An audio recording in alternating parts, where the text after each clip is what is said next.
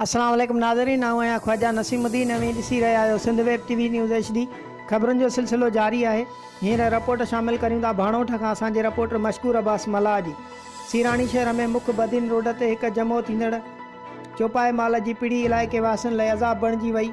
इंतिज़ामिया बिल्कुलु ग़ाइब। तफ़सील खां अॻे आगाह कंदासीं। हर जुमे ते सीराणी शहर में लॻंदड़ चौपाए माल जी पिड़ीअ बजाए कंहिं खुले मैदान जे मुख्य रोड ते लॻाई वेंदी आहे, जिते माण्हू रोड ते माल बीहारे वापार कंदा आहिनि, जंहिं सबबु कलाकनि जा कलाक रोड बंदि ऐं ट्रैफ़िक जाम थियो पियो वञे। सुबुह सवेरे नौकरीअ ते वेंदड़ स्कूली ॿारनि इस्पताल ते वेंदड़नि खे परेशानीअ जो मुंहुं ॾिसणो थो पवे।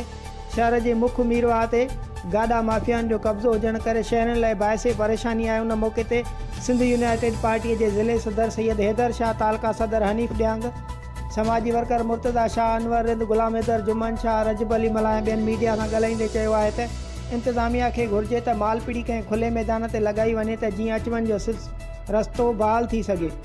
असांखे इस्पताल, स्कूल ऐं ड्यूटीअ ते मुकमल रोड सील हुजण सबबु परेशानी थी थिए। वक़्त जो बि ज़्यान थी रहियो आहे। असां वस वारनि ऐं ऑफिसरनि खे गुज़ारिश था करियूं त मालपीड़ी ॿिए हंधि मुंतक़िल करे शहर ऐं रोड तां रश हटाई वञे।